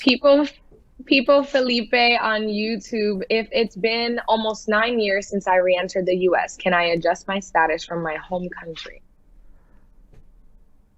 So they left the U.S. 9 years ago, or they're in the U.S. now? Ask the question again. It's been almost 9 years since I re-entered the U.S. So 9 years since you re-entered the United States. How, when, who's doing what for you? I don't understand the question. Okay. Yeah. Where is he? Where is he? Where is, what's his name? People Philippe. Pipo Philippe. Pipo. Where, Kiko. Where's Philippe? What? Pipo. Pipo. Pipo. Pipo. Pipo Philippe. Are you in the United States? How did you come here? Where are you getting, who's sponsoring you for your green card? If you're not in the United States, if you're in another country, did you overstay your time? Do you have a 10-year bar? These are all really extraordinarily important questions for you to tell me so I can answer your question.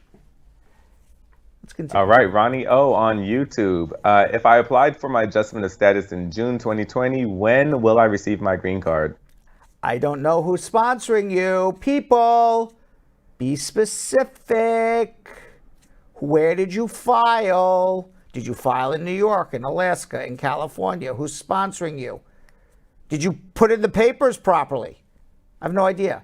But assuming you filed your adjustment properly, generally it's about a year to 15 months.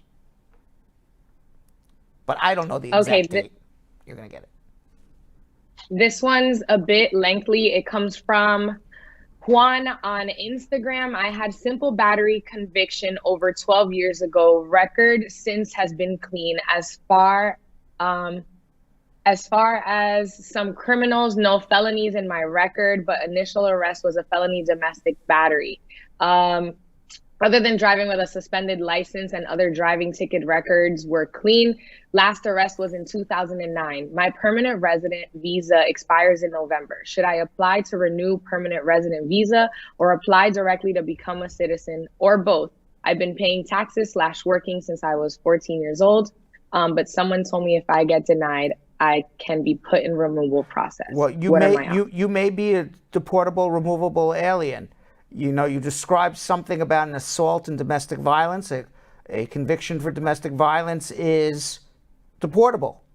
You also described some sort of assault and other cases that we don't know about.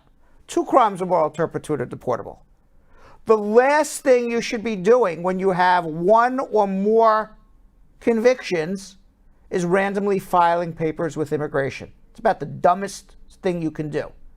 The smartest thing you can do, go to a good attorney, let that attorney get all your criminal records and make a determination what you can and can't do. Okay, Tremaine Ramdeen on Facebook. What is a priority date? It's the date in which immigration receives your application. 2 more, guys. Purple World on YouTube. If I got my green card through VAWA in January and my kids were approved on the petition, can I file an action on approval for 2 kids who are in Jamaica, ages 21 and 1? As long as the VAWA application was filed before they were 21, you can do a following to join, which would be the I-824. Now, the 1-year-old is going to be an immediate relative and come to the United States, assuming, I don't know how you have a 1-year-old child born in another country and did a VAWA here, but that's a whole other story.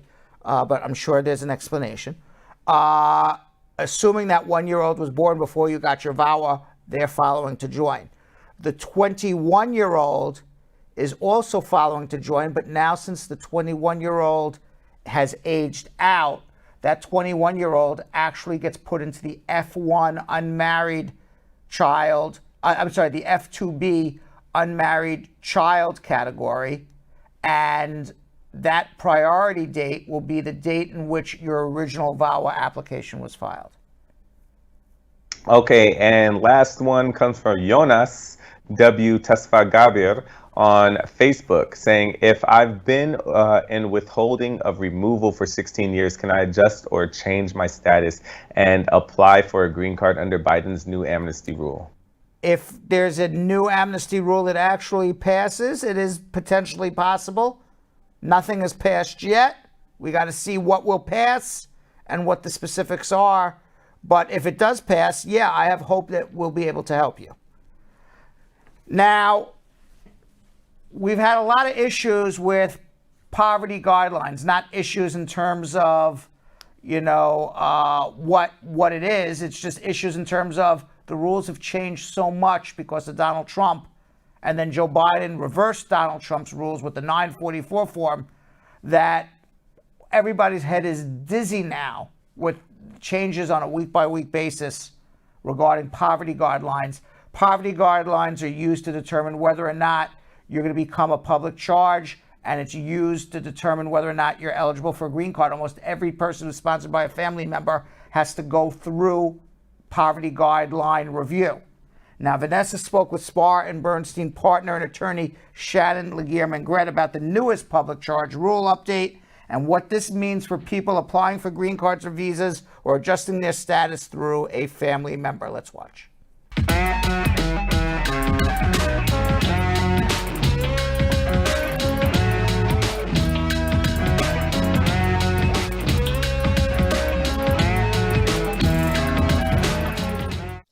Brad Squad, Vanessa Contreras here with Spar and Bernstein partner and immigration attorney Shannon LaGuerre-Maingrette.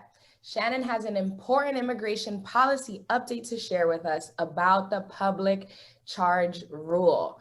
So Shannon, what is the big news about the public charge rule? So many immigration attorneys and also the immigrant community is excited about this news. There was a form called the I-944 that was, and we talked about it on the show also. So much. Yeah, that's why it come up again. What's the update? The squad needs to know. The update is that it's no longer required, which is amazing, right? So the 7th Circuit on March 9, 2021 actually vacated that particular rule. Department of Homeland Security actually put out a memorandum on its website saying it's no longer required. And it's an amazing situation because, as we talked about before, the I-944 was this long, extensive application requiring all this information, such as the applicant who's asking for a green card, their credit score, their education level. They needed to also show evidence of the education level, and they also needed to demonstrate if they speak English. Let's say, for example, they came from another country, that they were taking classes that was not English speaking. So it was really difficult for immigrants to really deal with this application. It was a way to basically deny visas, a broad interpretation of the public charge rule. And so this is great that this is no longer required. Now, what does this mean for people applying for green cards or visas or adjusting their status? So before, again, we were requiring with the I-944 form, just like I just talked to you, a lot of evidence. Some people didn't have credit scores. So at that point, I would have to ask them, if you're paying rent, to demonstrate that you're paying your bills on time, to demonstrate that you're paying your rent on time, and showing affidavits maybe from a landlord. So all of this is no longer required. Now you're basically submitting the application for adjustment of status the way that it was before the I-944 came out. The normal ancillary applications that are required with it, you still have to demonstrate that basically you're not going to be a public charge, but not under that broad interpretation that the Trump administration tried to enforce. Alrighty, Shannon. So are there any other forms required for the applicant that demonstrates that they are not on public benefits? Sure. So basically what we have been filing all along with these adjustment applications is the form I-864. It's the affidavit of support. You know, many people of course dread that, but certainly much more welcomed than the I-944. The I-864, basically you're showing that the petitioner, the person that's filing for the applicant, is going to be able to support the applicant, right? So if a husband is filing for a wife, that the husband is the US citizen, that he has the income to basically support his wife that's going to come in with a green card, correct? However, sometimes the US citizen does not have the income. And so at that point, basically, you can get a sponsor. So they call that a co-sponsor. That I-864 continues to be required part of the application for adjustment of status. So you still need to submit that. The only thing is that the I-944 was actually looking at the actual applicant and was like, what is your likelihood of being able to make an income, support yourself, and also not go on public benefits? So now it was almost like shifted to the applicant. That's what became really difficult, because a lot of times you're coming in and may not speak the language, right? But you'll ultimately learn the language, get a job, and be able to do well. But they wanted you to demonstrate before you got the visa or the green card. And that's what was really frustrating for attorneys and for the immigrant advocates, and also for immigrants themselves. What is an income requirement that a sponsor needs to demonstrate? So normally you go to the federal poverty guidelines in order to make a determination based on your income and your family size also. And if you're in the military, they're certainly a little bit more generous. Could the public charge rule be reinstated? Yeah, the likelihood of that is no. Some of the states that are Republican held were like, let's come back and try to basically put this back into play. And the Ninth Circuit, a month later after the decision, was like, nope, that's it. So like, I think it was like April 9th or so, was like, this is a done deal. Like, we're not dealing with this. Over. We're over filing this. I think it's really imperative that we talk about that. It's not just the immigrants and the immigration attorneys and immigrant advocates. Sometimes I would go into immigration offices or be at the hearings, interviews, and the officers just dreaded going through those. All around. Right. All around. Right. So, I mean, those are the ones that I spoke to. I mean, probably some were okay with it, but the majority felt that it was just really burdensome overall, not just for us as individuals who are applying for a benefit or those who are advocating for those applying for a benefit, but also to adjudicate that form was very difficult. Now, will the I-944 forms sent in the I-485 applications before they were discontinued on March 9th, 2021, still be considered by USCIS? If you're having an interview now, they're not going to look at that I-944. So certainly, even if you submitted it, it's after March 9th, 2021, they're not looking at those I-944s, they're not required. So as of today, if you're having an interview and you had already submitted an I-944, you don't have to worry about it. The officers are basically saying, we're not looking at this. Now, is there anything specific that people should keep in mind, even though the I-944 is no longer necessary? I mean, I think it's really important. I have a lot of clients who come in and, you know, they're asking what benefits can they go on. A lot of times they are concerned about US citizen born children. So I always tell them US citizen born children can go on certain public benefits, on almost all public benefits, because they are US citizen children. If you are a pregnant woman, even if you're an immigrant, they want you to get care. So they're allowing you to go in because they understand that you are pregnant with a child who will probably be born in the US, and it's better that you get prenatal care. So some people have to keep that in mind. But I always think when people have questions, go to an attorney and ask those questions. This is going to benefit my family and I, but is it going to hurt me in the future if I apply for a green card? Or if you have a pending application, what can you do? Always important to do that, because sometimes the attorneys have to look to make a determination on whether it's going to help you.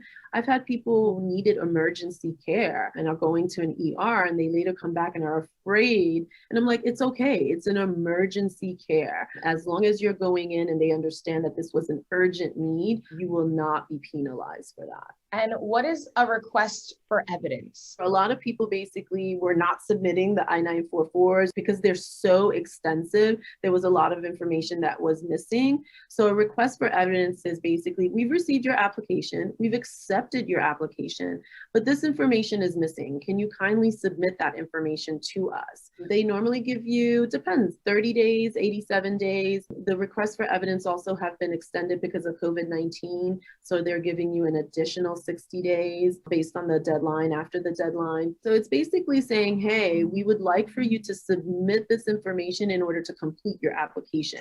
So sometimes applications were submitted, of course, before March without an I-944. So you would receive a request for evidence stating, hey, can you please send us the I-944? And we've just been saying now it's no longer required, or they would say this information was missing from the I-944.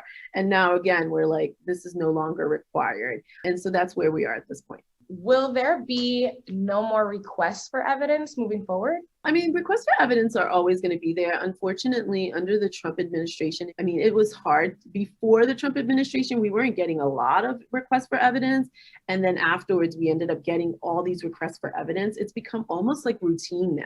And so the requests for evidence are asking for documentation, not just for I-944s, but anything pertaining to the application. Some of them certainly we are astonished about because like you submitted, let's say a birth certificate and they're like, okay, so you don't have a birth certificate. And we're like, yes, you do. Like we submitted it. So the requests for evidence have become routine. There's always going to be requests for evidence. It's become certainly part of basically representing a client. So we've been telling clients sometimes it's not something that the attorney did. It's just USCIS, I guess, administration not realizing, either going through quickly and not realizing that it was submitted, or sometimes it's not necessary with the initial application and they're still requesting it. But yes, they're going to be routine, but requests for evidence are very important because if you don't respond, your application can be denied.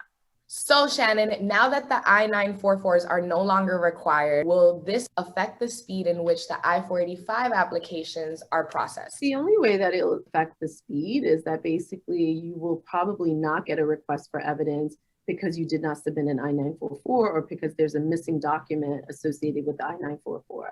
But very, very important to indicate that there have been delays on all applications for immigration based on the COVID-19 pandemic. So yes, the I-944, you may not get a request for evidence, but again, there's still massive delays with the adjudication of these cases. Got it. Shannon, thank you so much for all this great news and information regarding the public charge rule. I know the squad really always enjoys this update. So thank you so much, Shannon. If you or a loved one are in need of any immigration legal services, call Spar and Bernstein at 1-800-529-5465.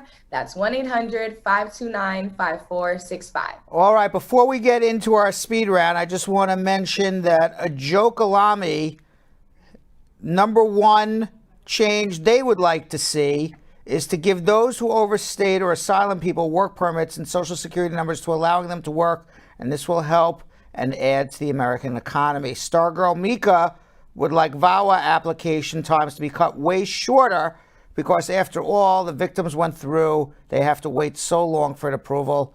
It's ridiculous. And we also have one from Elizabeth Francis. She says they need to stop giving so much extension instead of giving you green cards. Yes, taking way, way, way too long. All right, while Shannon and Vanessa was talking, I was stretching my hamstrings, my quads, every part of my body, ready to answer 9 questions as fast as humanly possible in 50 seconds or less, or I'm going to blow up. All right? We did it. Now, guys, you see how fast I'm talking? I'm going to be talking like this really, really fast. I need you to do that. Okay, you ready? Yeah. Okay. All right, everybody can talk really, really fast. No one's going to understand a word I'm saying. What? I said, I'm going to talk really, really fast and no one's going to understand a word I'm saying. Okay. I said I'm going to talk really fast and no one's going to understand a word I'm saying. Oh, obviously, because I didn't. Okay, you ready? All right, ready? Let's go. If I failed the U.S. civics test, can I retake it? Yes. If I'm deported, can I ever return to the U.S.? Depends on why you were deported. Can siblings sponsor each other? Yes. What application should I file to adopt someone to bring to the U.S.? An I-600, but there's a lot of pre-requirements, so just don't randomly file a form.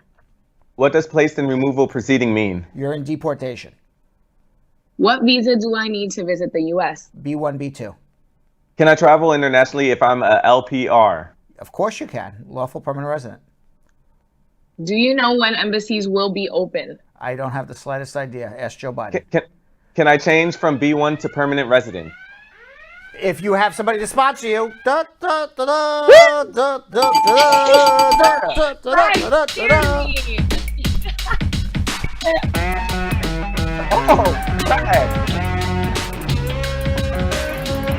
I'm the only one dancing? All right, that's enough. Enough. Brad, you scared me at the end, Brad. What? You scared me at the end. Why? It almost seemed like you were going to take too long to answer that last question. I'm like, not at the last 3 The seconds. last question I'm going to drag. I was just playing around. Yeah. I had it. It was like a piece of cake for me. Yeah. Like a piece of cake. Like a muffin. Right. You know, like a muffin. That's how easy it was for me. When I was on my extended vacation, you know, they always give at the hotel the free breakfast buffet, which was my favorite because it's free and there's a lot of food. Yeah, because it's free and there's a lot of food.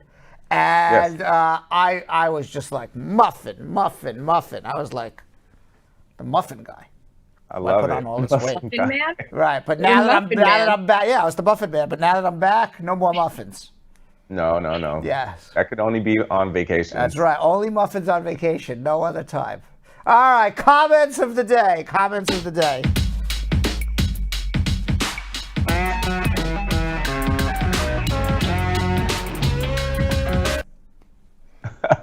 All right. Our first one comes from Pretty Chef Ferreira saying, I'm on hold for the first time. I've been calling for the past 2 days. I'm so excited. You're a legend. Oh, wow. I wonder who that was that we spoke with. I know, Pretty Chef. I think I remember. I don't know, the one that was really excited when she answered the phone. She like screamed. I love that. Is that the It one was from like a fangirl Montana? moment. Was that the woman from Montana who broke up with her husband? I think her question was from Montana. Yeah. Yes. She was cute. Yeah. She was cute. All right. Next. All right. Next comment of the day from a squad veteran, Tali saying, Bradshaw Live, thank you for what you are doing for immigrants like myself. You give us hope. We love and appreciate you. Oh, very nice. Thank you. Awesome. And our third one comes from Sandra Rose Stoddart saying, love the show on TikTok. Yes, our TikTok is booming. You know who loves that comment? Yo-Yo loves that comment. I love it. Oh, right. Yes. He's killing the TikTok game. That's right.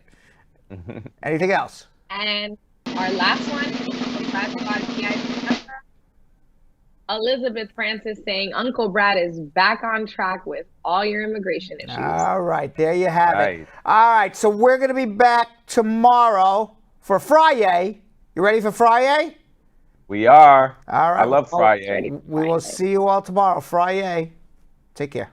So, Sam, as part of the production, we have to say this disclaimer at the end of the show. Do you mind reading it for me? Okay, but you know, Brad, I have to do everything around here. It's bad enough I've got to remember everything that happened on the episode from the previous day. Forget it. I'll do it. The proceeding was information only and not specific legal advice. Consult an attorney about your individual situation. Prior successful results do not guarantee a similar outcome in the future. To make an appointment with the Spar and Bernstein law firm located at 225 Broadway in New York City, call 1-800-529-5465. That's 1-800-529-5465. Easy to remember, 1-800-LAWLINK. That's 1-800 LAWLINK. Once again, make a call to 1-800-529-5465. And of course, link up with the law offices of Spar and Bernstein, located at 225 Broadway on the 5th floor. If I were you out there, make the call, make the link, make the connection, make it Spar and Bernstein. 1-800-LAWLINK. That's 1-800-529-5465. And now, conveniently located in Hartford, Connecticut on 1 Congress Street. Visit us in Connecticut or in New York at 225 Broadway. That's 1-800-529-5465. 1-800-LAW-LINK. 1-800-529-5465.